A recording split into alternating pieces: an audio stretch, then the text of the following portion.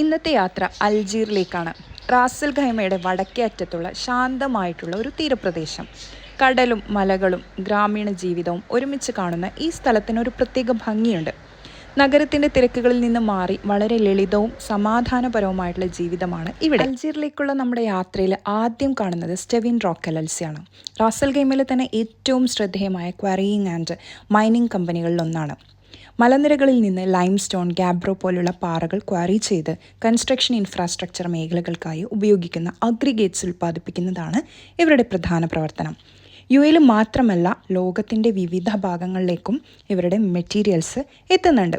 മലനിരകളെ അടുത്ത് നിന്ന് കാണുമ്പോൾ ഈ പ്രദേശത്തിൻ്റെ ഇൻഡസ്ട്രിയൽ സൈഡ് എത്ര വലുതാണെന്ന് നമുക്ക് മനസ്സിലാക്കാൻ സാധിക്കും. തുടർന്നുള്ള നമ്മുടെ യാത്രയിൽ റാക്ക് സിമൻറ്റ്, യൂണിയൻ സിമൻറ്റ് തുടങ്ങിയ പ്രധാന ഇൻഡസ്ട്രിയൽ ഏരിയകളിലൂടെയാണ് പോകുന്നത്.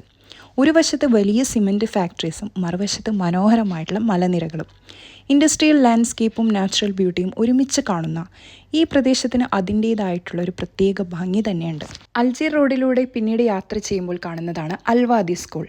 അൽജീർ റോഡിൽ സ്ഥിതി ചെയ്യുന്ന ഈ സ്കൂൾ വടക്കൻ പ്രദേശത്തെ പ്രാദേശിക സമൂഹത്തിൻ്റെ വിദ്യാഭ്യാസ ജീവിതത്തിലെ ഒരു പ്രധാന ഭാഗമാണ്. അൽജീർ, അൽഷാം പോലുള്ള ശാന്തമായിട്ടുള്ള റെസിഡൻഷ്യൽ ഏരിയാസിലൂടെ യാത്ര ചെയ്യുമ്പോൾ ഇത്തരം സ്കൂളുകളും കമ്മ്യൂണിറ്റി ഫെസിലിറ്റീസും കൂടുതൽ കാണാൻ സാധിക്കും.